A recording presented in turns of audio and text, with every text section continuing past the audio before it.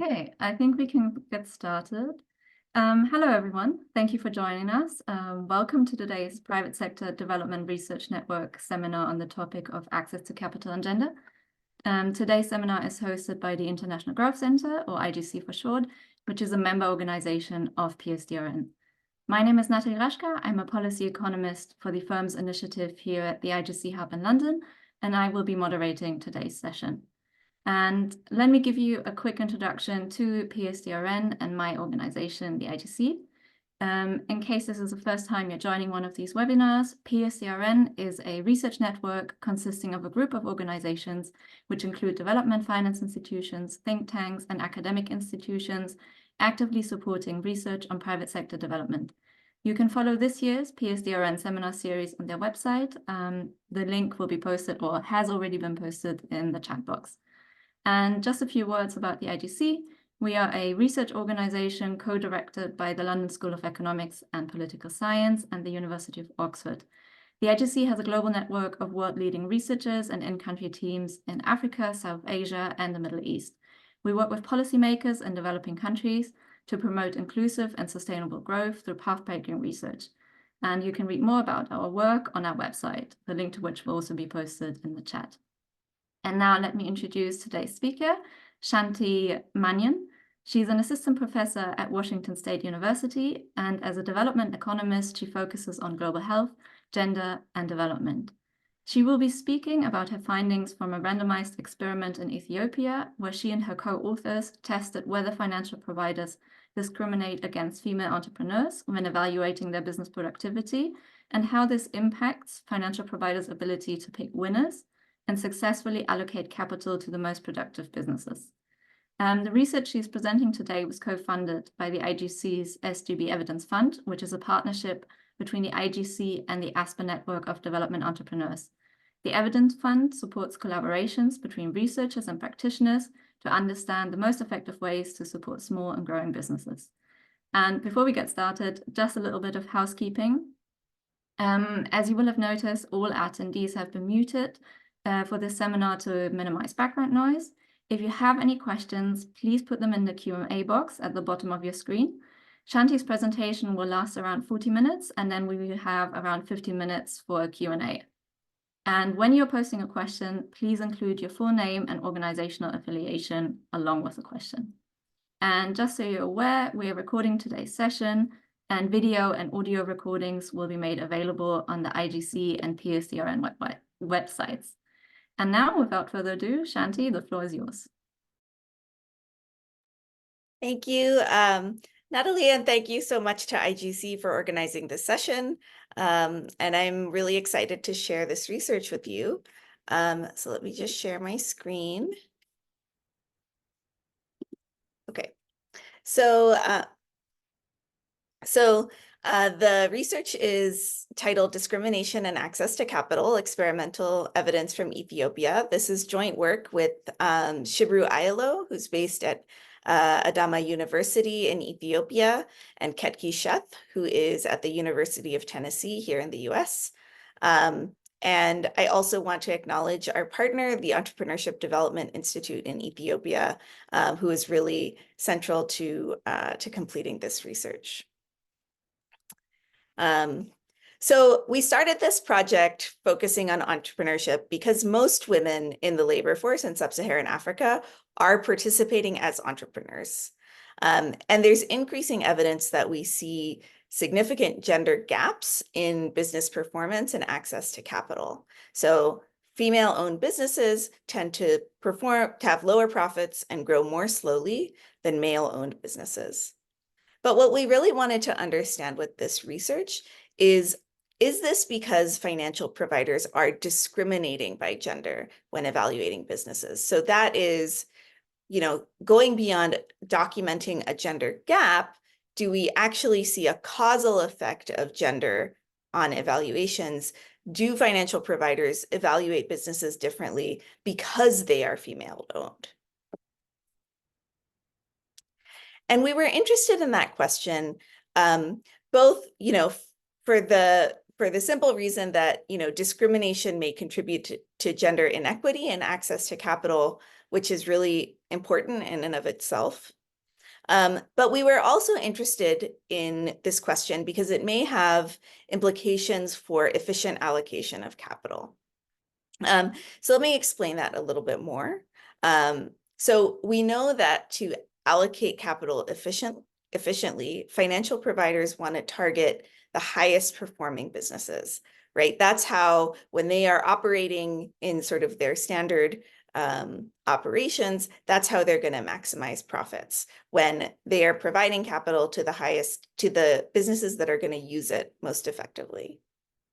Now, if female and male-owned businesses perform equally well, but financial providers discriminate against women, then discrimination may reduce their profits. But if female and male-owned businesses perform differently, in reality, perhaps because female-owned businesses face a lot of other obstacles in the market that male-owned businesses do not face, then there is sort of a narrow equity efficiency trade-off potentially, in which financial providers may have to give up some degree of profit in order to provide capital to women. And so we're going to study gender discrimination in access to capital in a business plan competition. And we're going to try to understand both sort of whether discrimination exists and implications for this equity efficiency trade-off. So to understand this equity efficiency trade-off, we need to know the answer to 3 questions. First, do financial providers discriminate at all?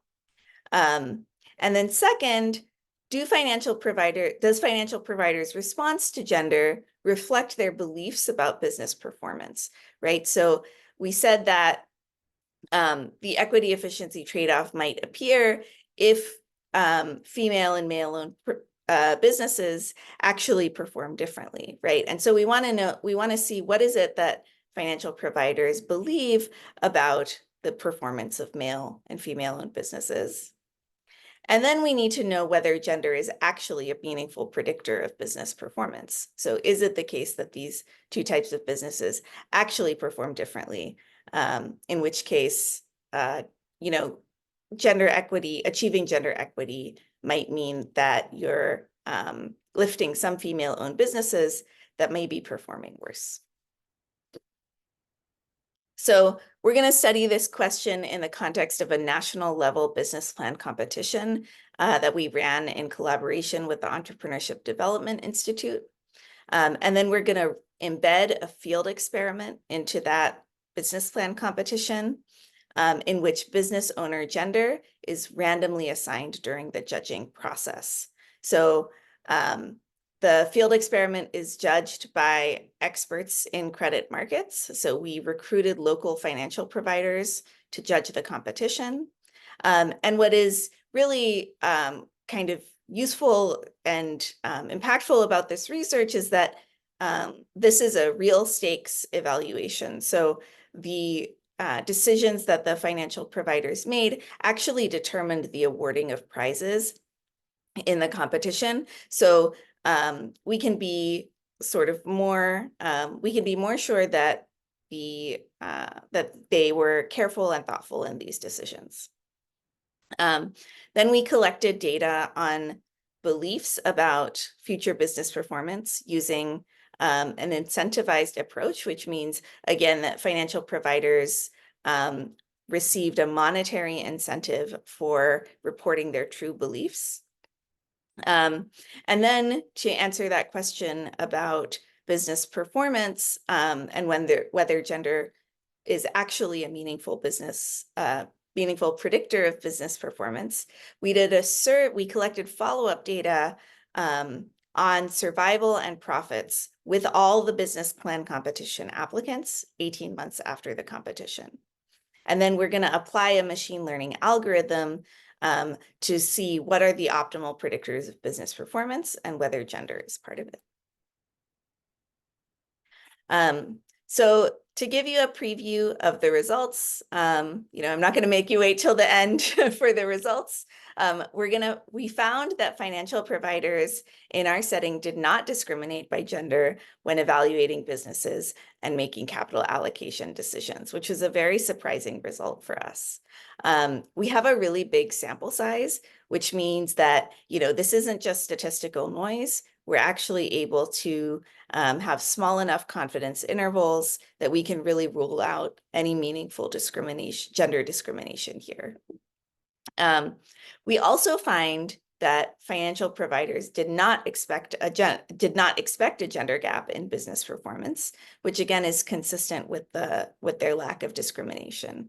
So they expected male and female-owned businesses to perform similarly, and consistent with that, they evaluated them similarly for capital allocation.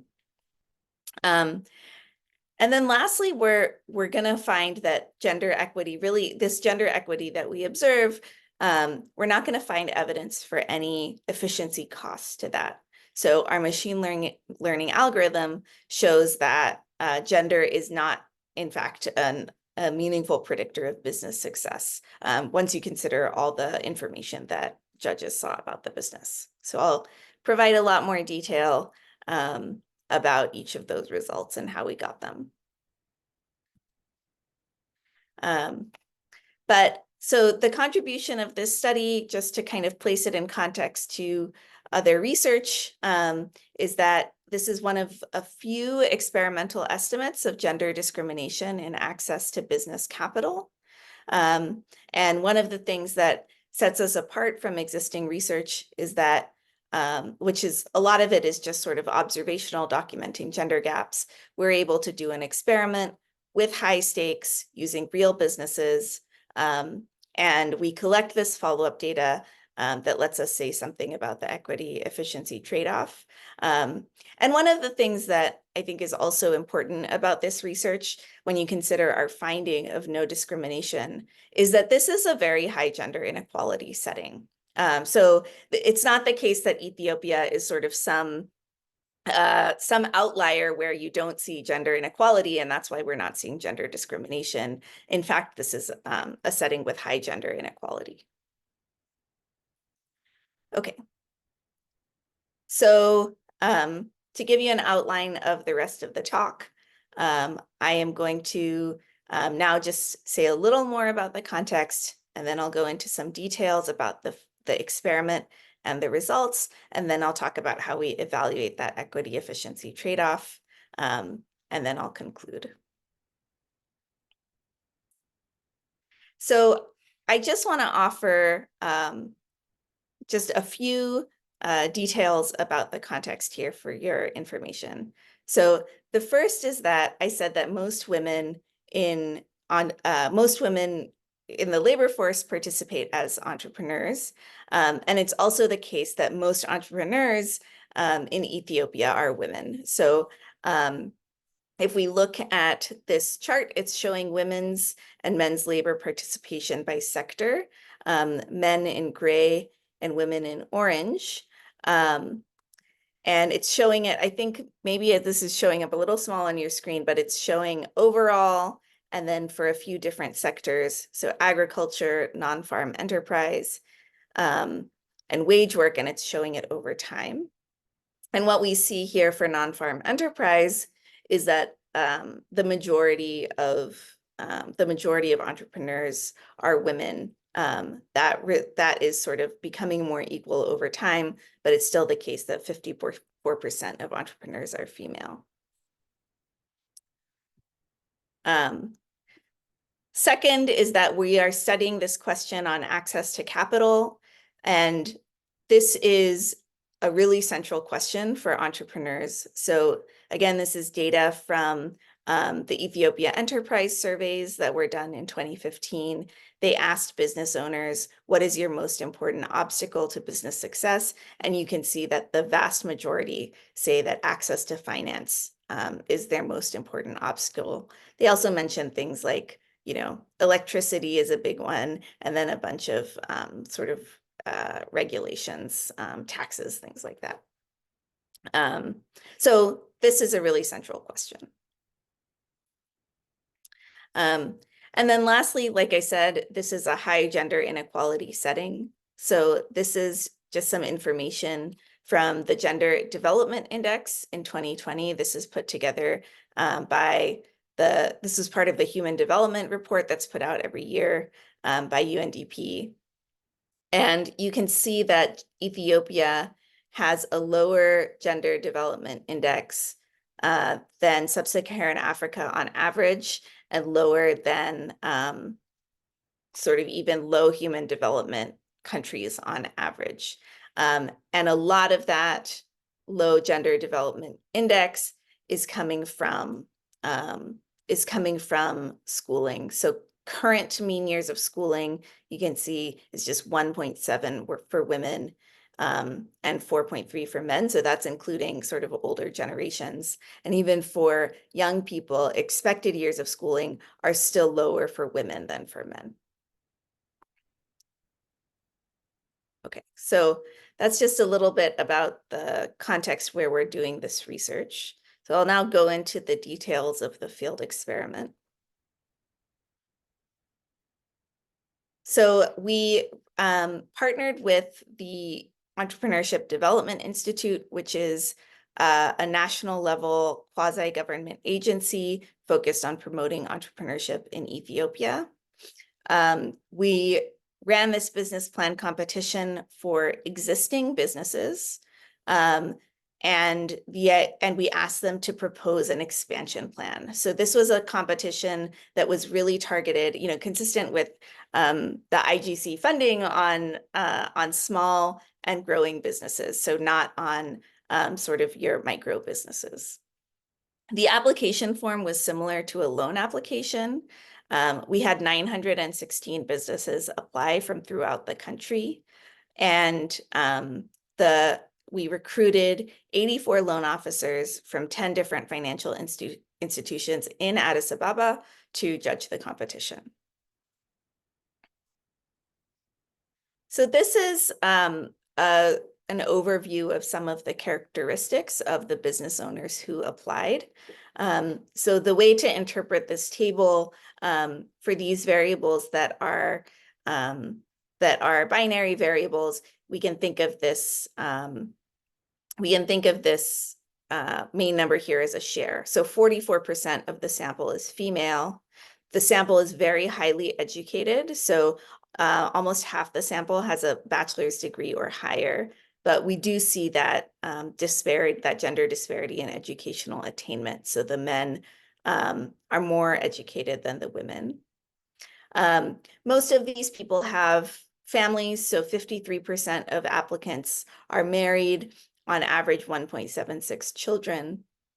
86% are a household head, either alone or jointly with a spouse. And interestingly, we don't see gender differences there. So most people are saying, my spouse and I are joint household heads. This is a self-reported risk preference out of 10. So you can see that these are people who consider themselves to be very tolerant and interested in taking risks, which is consistent with the fact that they're entrepreneurs and have taken a big risk with their livelihoods. And then these are some characteristics of the businesses that applied. So here, the top level number for each row is going to be the median. And so you can see that in terms of experience, business age, these are not brand new businesses. So most of the owners have about 5 years, or a median of 5 years of experience in the industry, not too different across male and female applicants. We do start to see some of those gender gaps that I mentioned before. So male-owned businesses have slightly higher profits than female-owned businesses. They have slightly more employees, slightly more assets, and also, so liabilities are going to include loans, and you could see that they have slightly more debt, suggesting greater access to loans.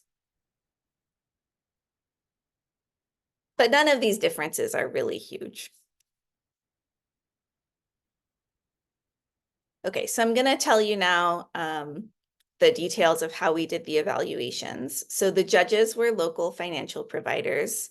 To participate in the survey or in the study, they had to be loan officers or members of a loan approval committee within their institution.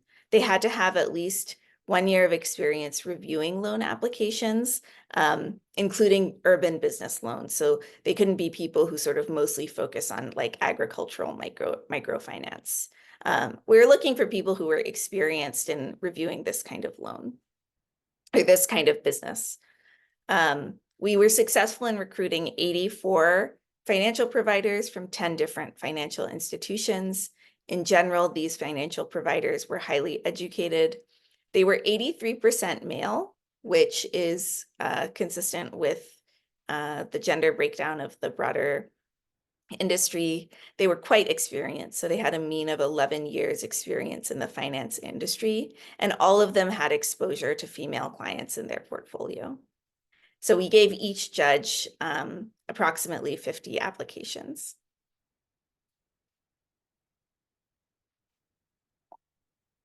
And then, so the way the random assignment worked is that for each evaluation, the gender was randomly assigned. Each application was evaluated more than once, at least once as male and at least once as female by a different judge. In addition, each financial provider saw a randomly selected set of applications. So each financial provider saw both male and female owned businesses. Some of those were going to be, truly male or female owned, and some of those were going to be businesses where the gender of the business owner had been changed. Because each application is evaluated multiple times, we have 916 businesses, but we have a sample size of almost 3,700 complete evaluations.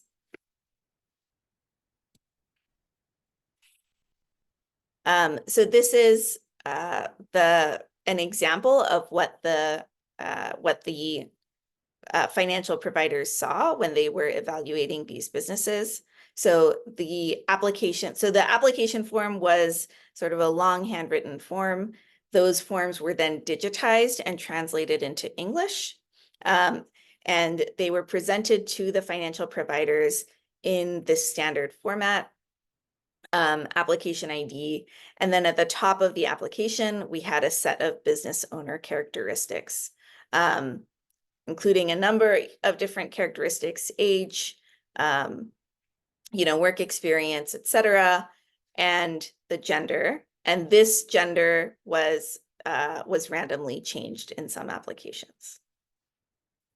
And then, it goes on to the business characteristics, the business plan, etc. Now, you might be concerned that this manipulation is really subtle and maybe the judges just didn't notice the gender, right? This is just an evaluation on paper. And we were concerned about that too when we designed the study. And so to make sure that they saw that when they were doing the evaluations, we had a section at the top of the evaluation form that we called an application verification section. And we had them rewrite the application ID, and then and then we had them check a box to confirm that they were, what we told them is this is to confirm that you're looking at the right application. And one of the things they had to check was the applicant's gender. So this calls attention to the gender shown on the application, and make sure we make sure they see it. As you might expect, because they're just sort of looking at the application and then filling this out right away, the gender checked is 98.5% correct. But again, that suggests that the judges are paying attention, taking this seriously, reading the applications carefully.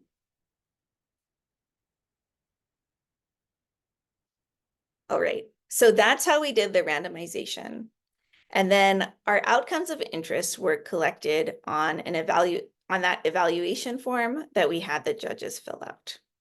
So the first outcome of interest is the capital allocation decisions. So this is going to be our main outcome of interest. This is the real stakes decision that actually determines awarding of the prizes, or has actual implications in the real world.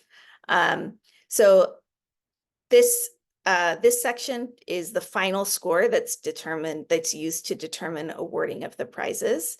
They had to give their overall impression of the business plan, the value proposition, and entrepreneurial credibility.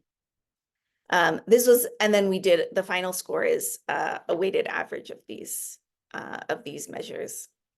This was the only measure that was used to allocate capital from the competition.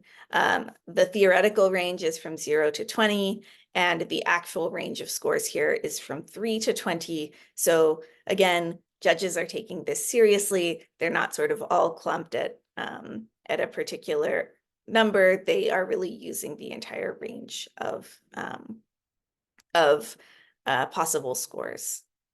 And then the other question we asked to try to think about sort of generalizability to the broader loan market was, we asked whether the financial provider would like to forward the applicant's information to their own institution for loan consideration.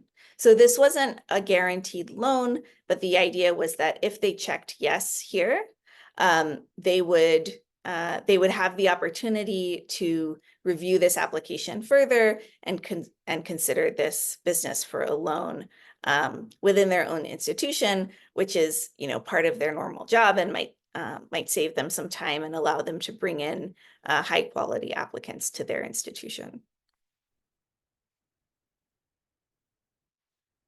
And then the second outcome of interest, or set of outcomes that we're interested in, is those financial provider beliefs, right? So that's part of evaluating this equity efficiency trade-off. So the way we collected these beliefs was also on that evaluation form. We asked the judges to provide some estimates, some projections of what they thought was going to happen to the business. So we asked them, what is the probability that this business will be operational in January 2021, which was about a year after the competition application deadline? And then to provide their projection of a few elements of the business, including, most importantly, profits. Judges were told that they would receive a monetary incentive for accuracy. So the judge with the most accurate prediction would receive a large prize. But they were also told that these performance expectations are not used in the competition's prize decisions. So we're really encouraging them to give their best estimate here, as opposed to kind of manipulating these estimates to influence the allocation of the prize. We asked these questions with or without additional capital. So we said, what do you think will happen to these businesses if they get no additional capital from the competition? And then what will happen to them if they win the largest prize from the competition? All right.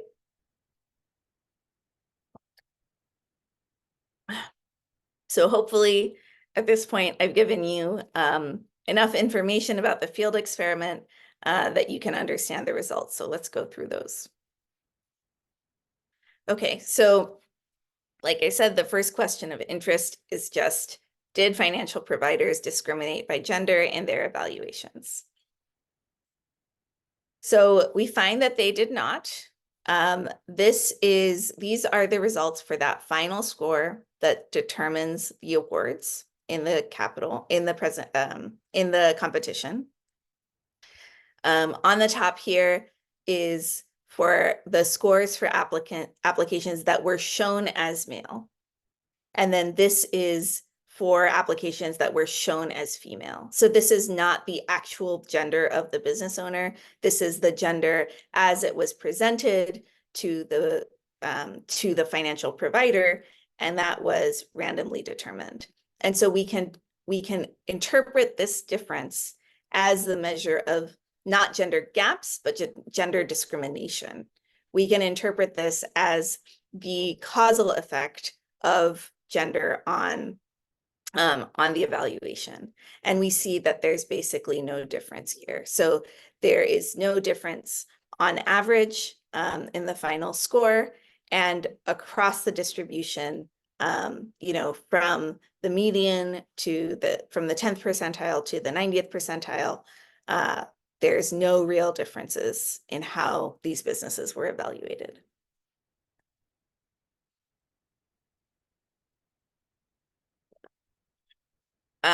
This is the table version of the regression table version of the result I just showed you. So for those who you know, maybe aren't used to seeing regression tables, what we are looking for here is I am going to denote statistically significant effects with a star, and so there are no stars here, which shows that we're not seeing any statistically significant differences between businesses that were shown as male versus female. This is the result for the final score, and then this is the result for that loan consideration outcome. So this is whether you want your loan to be whether you want the application to be forwarded to your institution for consideration for a loan. The mean for applications shown as female is about 50%. So about 50% of these applications were forwarded, and there's no difference whether they were shown as male or female. So this point estimate here means that you know, it's not a statistically significant difference, and the difference that we measure is 0.1 percentage points. So really small. We also looked at we did a subgroup analysis. So we wanted to see, you know, we were kind of surprised by this result that there was no discrimination. And so we wanted to see, you know, is there discrimination in any subset of applicants or businesses?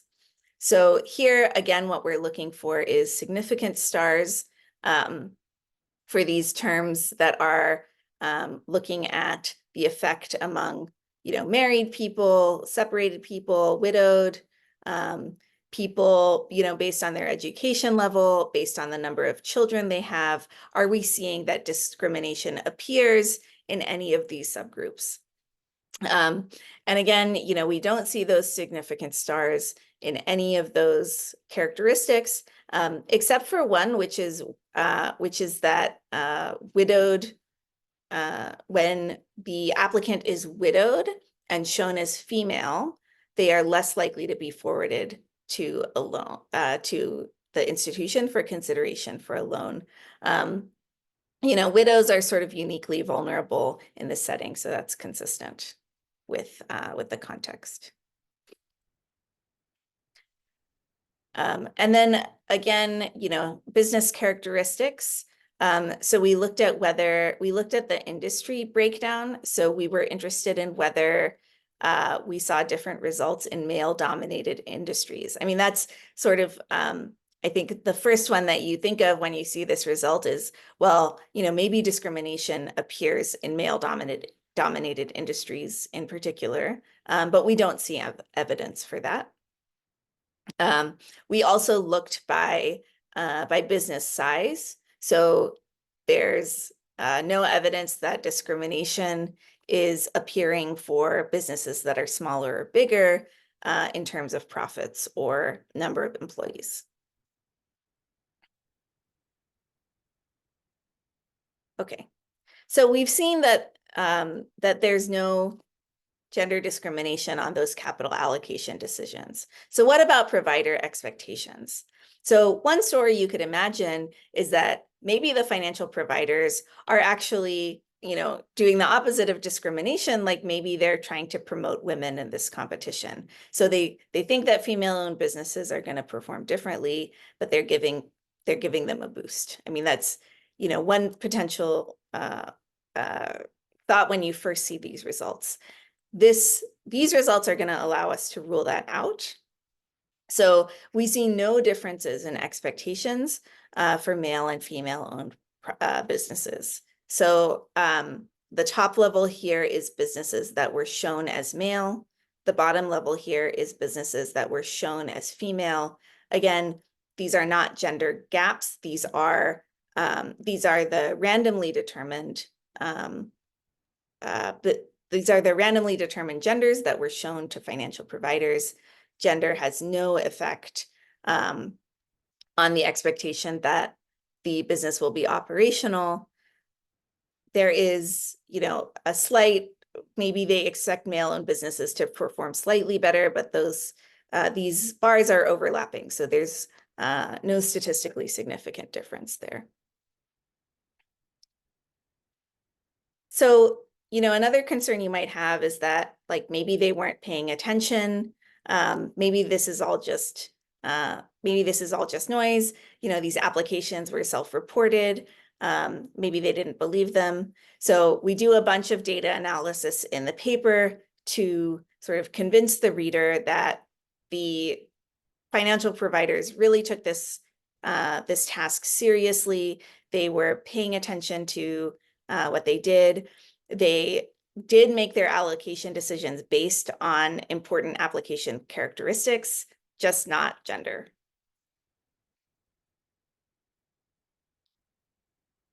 So to summarize our discrimination results, no discrimination in scores that determine the awards, no discrimination for loan consideration at the provider's own institution, no discrimination in any subset of businesses that we looked at. This is consistent with business performance expectations. And we show that that this is a real result. The providers were thoughtful in their evaluations, and we have a big sample here. Okay, so lastly, I'm just going to briefly, in my last 5 minutes here, talk about evaluating that equity efficiency trade-off. So here we're trying to ask, like, were these judge beliefs correct or incorrect? Is it the case that there was no trade-off, or did this lack of discrimination lead to the selection of lower quality businesses? So we used, so I'm going to use that data from the applicant survey 18 months after the competition. So first, this is just the raw gender gap. And now I'm showing you results from businesses that are actually male-owned or actually female-owned. So I'm no longer showing you random assignment. Businesses that are actually male-owned at Endline are performing better than businesses that are actually female-owned. Okay, and we see that throughout the distribution. But that's not really the right measure to evaluate this equity efficiency trade-off, because financial providers receive substantial information about the applicant businesses. And so what we really want to know is, after accounting for all this information they saw, is it the case that business owner gender might have yielded a better prediction? So are they giving something up by not considering gender? And it turns out that machine learning is actually a really nice way of benchmarking this, because machine learning is designed to identify factors that best predict an outcome. So what we did was we took a machine learning algorithm and we gave it all the quantitative information that was available to financial providers. And this is a nice benchmark because, the machine doesn't face like human cognitive limitations that financial providers would face. We ran this algorithm 1,000 times, and we looked at which variables it selected as the predictors of business success. And these are the results from that. So Here are the businesses. These are the factors at the bottom that are selected most often. So things that you'd expect, right? Business age, industry, profits, liabilities, business owner characteristics like education, whether they're employed outside the business. These are the things that machine learning is telling us, yeah, these are important for predicting business outcomes. It never selects gender. So conditional on everything that we've seen about the business, the machine learning algorithm is telling us, yeah, gender is really not a meaningful predictor of performance once you consider all these other things.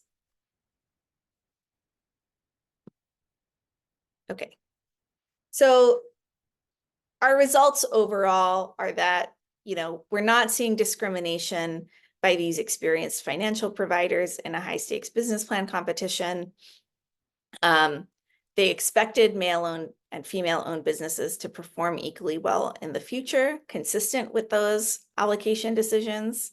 And the machine learning algorithm is telling us that, that's basically the right decision, right? So once you've seen all the information about the business that is available in a loan application, gender is really not a key predictor of business success.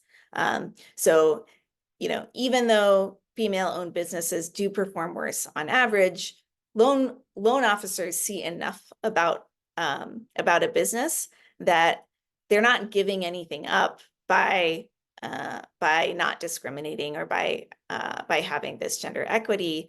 They really are, we're able to see a result where there is both no gender discrimination and providers are selecting the highest performing businesses.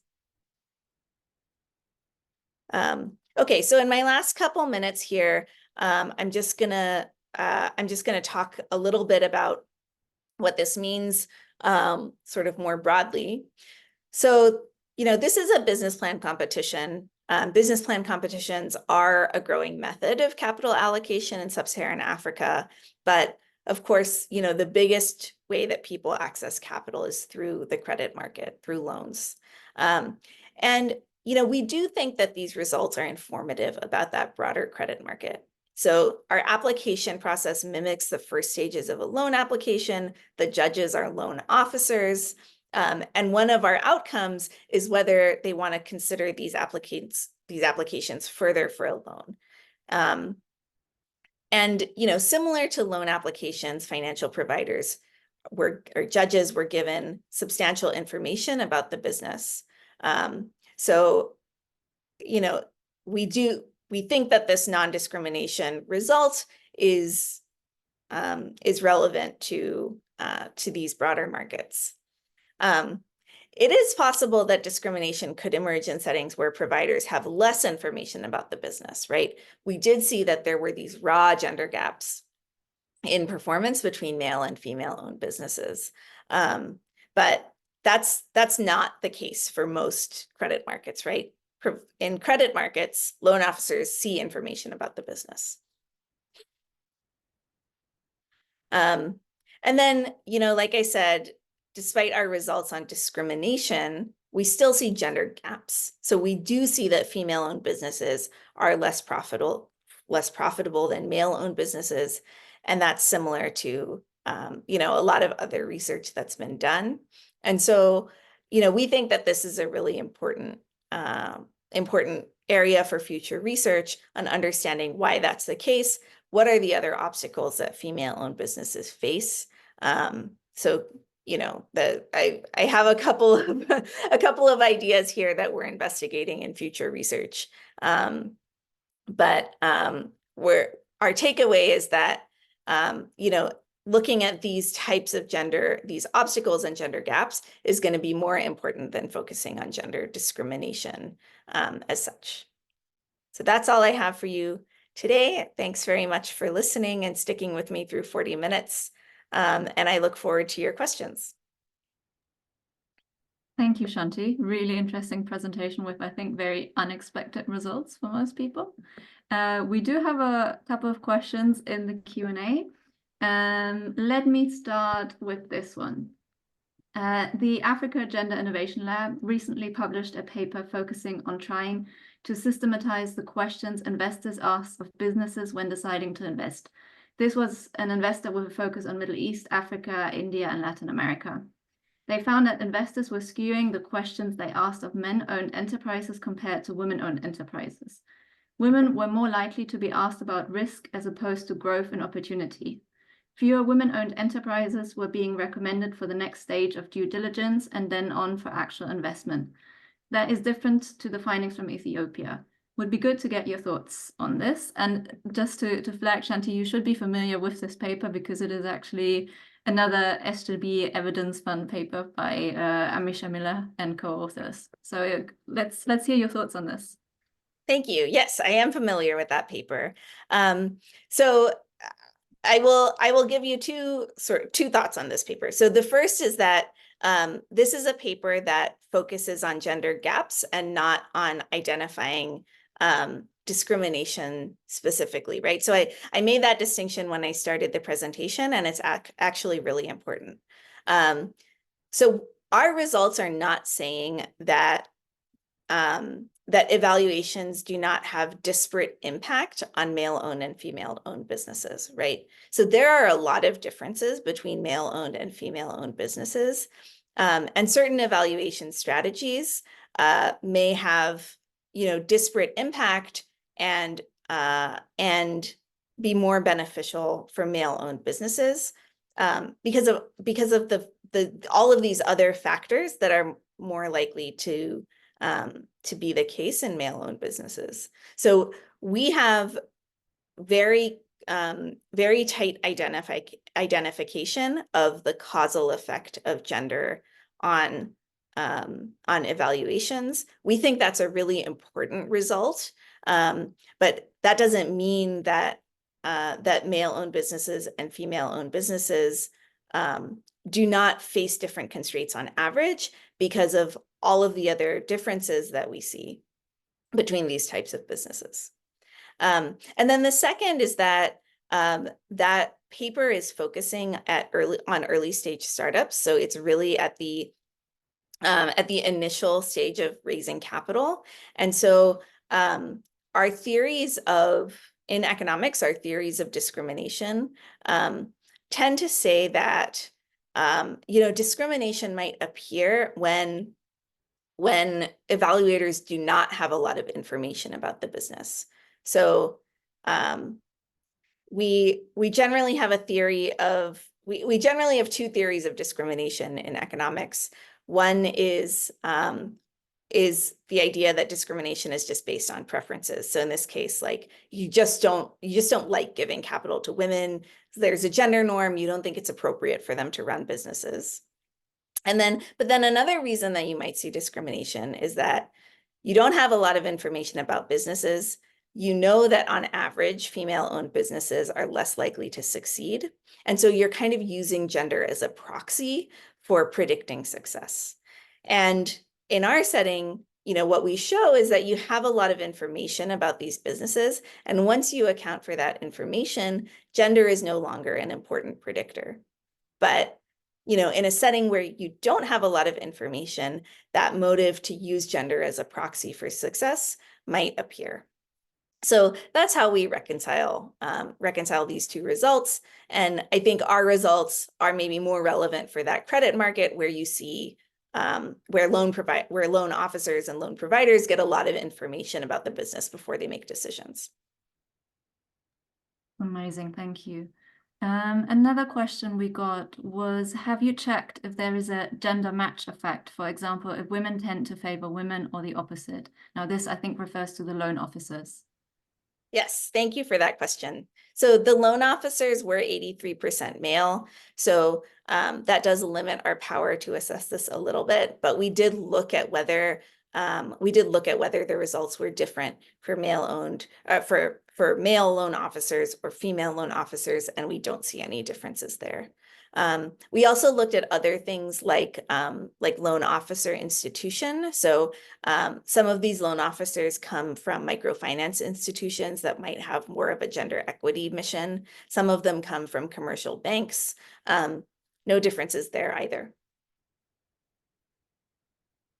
And further on the loan officers, did they make decisions anonymously? Are they concerned about appearing discriminatory based on gender? Could there be a bias influenced by what is socially desirable? So we do a few things to try to mitigate that social desirability bias. So the loan officers were not anonymous. The loan officers were selected by their institution to participate in this task in the competition, which is, I mean, there's a trade-off, right? Like if you make them anonymous, you reduce the social desirability bias, but then you have the risk that they don't take the task seriously, right? And so we chose to go with an approach where, you know, they are known, they are incentivized to do a good job, they have a reputational cost to their institution if they don't do a good job, because we thought that having them pay attention to the task was more important. But they did not know that they were participating in a research study before they did the evaluations. So we did debrief them after the fact, but when they were doing these evaluations, they didn't know they were participating in research. And actually, recent studies have shown that that is really important for social desirability bias. So there's a study by Laura G. and others that actually looks at that randomly, telling people that they're in a study or not, and they show that gender gaps or gender discrimination disappears when you tell people they're in a study. And then, you know, they didn't know they were in a study, and they weren't given any explicit instructions about gender, right? Or they weren't given any explicit instructions about promoting women-owned businesses or youth-owned businesses. It was just like, you know, pick the business that you think is most promising. So that's what we did to try to combat it. I think that result, you know, that concern is maybe there, but maybe remains after all that. But, you know, also this is like a real setting, right? This is a real business plan competition. Business plan competitions are a growing method of capital. So it suggests that, you know, if there is social desirability bias in the research, that bias also exists in the real world. Great, thank you. The next question would be, going back to the gender gaps for further research. In your sample, were there factors that were good predictors of score and/or business performance and were associated with actual gender? Yeah, so if we look at the results that were selected by machine learning, so profits are important, and we did see that. So I showed you that there is a gender gap in profits, right? That female-owned businesses do perform worse than male-owned, or are less profitable than male-owned businesses on average.